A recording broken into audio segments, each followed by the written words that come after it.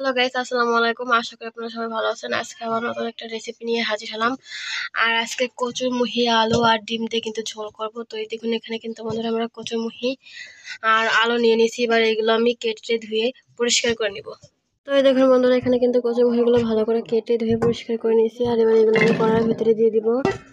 আর দিয়ে দিব অল্প পরিমাণে লবণ। এখানে আমি অল্প পরিমাণে লবণ দিয়ে দিলাম। আর এবার দিয়ে দেবো পরিমাণ মতো পানি। এবার একটা ঢাকনা দিয়ে ঢেকে দিব। আর 5 মিনিট কিন্তু আমি এই কচুরমুহি আর আলু ভালো করে সিদ্ধ করে নেব। ফিরে এলাম 5 মিনিট পর। এবার আমি ঢাকনা নামিয়ে নিব। আর এই দেখুন, আমাদের কচুরমুহি কিন্তু 40% মতো সিদ্ধ হয়ে গেছে। এবার এগুলো আমি একটা বাটিতে নামিয়ে নেব। বন্ধুরা, এখানে কিন্তু আমি কচুরমুহিগুলো নামিয়ে নিয়েছি। আর এখানে কিন্তু আমি চুলায় একটা কড়াই বসিয়ে পানি দিতেছি। আর এখানে 5টা ফার্মের ডিম দিছি আর অল্প পরিমাণে লবণ দিছি। এবার আমি একটা ঢাকনা দিয়ে এই ডিমগুলো কিন্তু ভালো করে সিদ্ধ করে নামিয়ে নেব। তো এখানে কিন্তু বন্ধুরা আমি ডিমগুলো সিদ্ধ করে বাটিতে নামিয়ে নিয়েছি। আর এখানে কিন্তু চুলায় কড়াই বসিয়ে তেল দিয়ে দিচ্ছি। আর আমাদের তেলও গরম হয়ে গেছে। আর এখন দিয়ে দেবো পেঁয়াজ কুচি। এখানে কিন্তু পেঁয়াজ কুচি দিয়ে দিলাম। আর 4-5 কোয়ার মতো রসুনের কোয়া দিচ্ছি, 4-5 কোয়া। এবার এগুলো দিয়ে কিন্তু আমি ফোড়নে পুড়িয়ে একটা বাটিতে উঠিয়ে নেব। তো এই দেখুন, এখানে কিন্তু আমি ফোড়নগুলো পুড়িয়ে একটা বাটিতে নামিয়ে নিয়েছি। এবার এটা কিন্তু ভাজা জিরে দিয়ে বেটে আনবো। আর এখানে কিন্তু কড়াইতে কিন্তু এখনও অনেকটাই তেল আছে। আর আমি কিন্তু ডিমের খোসাগুলো ছাড়িয়ে নিয়েছি। এবার এতে দিয়ে দিব অল্প পরিমাণে কিন্তু লবণ দিয়ে দিব। আর দিয়ে দিব হালকা পরিমাণে হলুদের গুঁড়া। এবার আমি খোসা ছাড়ানো ডিমগুলো দিয়ে দিব। আর এগুলো দিয়ে কিন্তু আমি লাল লাল করে ভেজে বাটিতে উঠিয়ে নিব। ওই দেখুন বন্ধুরা, আমি কিন্তু ডিমগুলো ভেজে উঠিয়ে নিয়েছি। আর কড়াইতে কিন্তু দিয়ে দিচ্ছি পরিমাণ মতো সয়াবিন তেল। আর এবার দিয়ে দিব সিদ্ধ করে রাখা কচুরমুহি। আর এগুলো কিন্তু আমি আবারও ধুয়ে নিচ্ছি। আর এখন দিয়ে দেবো কাঁচামরিচ ফালি। আর এখানে দিয়ে দিলাম অল্প পরিমাণে পেঁয়াজ আর রসুন বাটা, 1 চামচের মতো হলুদের গুঁড়া, বেশি পরিমাণ মতো লবণ। আমি কিন্তু সিদ্ধ করার সময় লবণ দিয়েছিলাম, যার জন্য এখন কিন্তু লবণের পরিমাণ কমিয়ে দিলাম।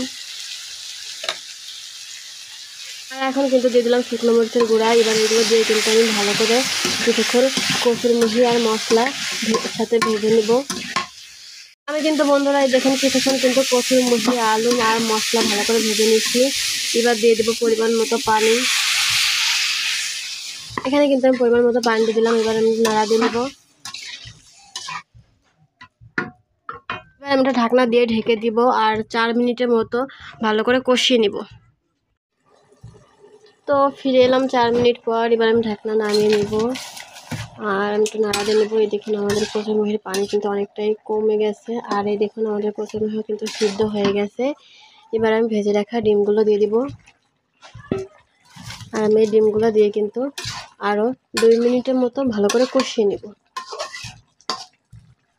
তো ফিরে এলাম 2 মিনিট পর। আর এই দেখুন, আমাদের আলু আর কচুরমুহির ডিম কিন্তু কষানো হয়ে গেছে। এবার দিয়ে দেবো পরিমাণ মতো ঝোলের পানি।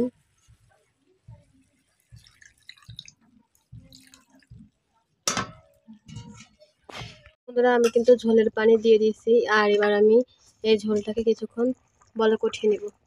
ফিরে এলাম কিছুক্ষণ পর। আর এই দেখুন, আমাদের তরকারিতে কিন্তু বলক আসছে। এবার আমরা এখানে কিন্তু সেই ভাজা জিরে দিয়ে বেটে আনছি। এবার এই বাটা মশলাটা দিয়ে দিব। তো আমি কিন্তু এবার ভালো করে একটু মিশিয়ে নিব। আর 2 মিনিটের মতো রান্না করে নেব। তো ফিরে এলাম 2 মিনিট পর। আর এই দেখুন, আমাদের রান্না কিন্তু হয়ে গেছে। এবার আমি একটা ডিশে ঢেলে নেব। বন্ধুরা, আমি কিন্তু বাটিতে নামিয়ে নিয়েছি। আর কালারটা দেখুন কত সুন্দর হয়েছে। আর কারা কারা এইভাবে কচুরমুহিতে ডিমের ঝোল করে খান অবশ্যই কিন্তু কমেন্টে জানাবেন।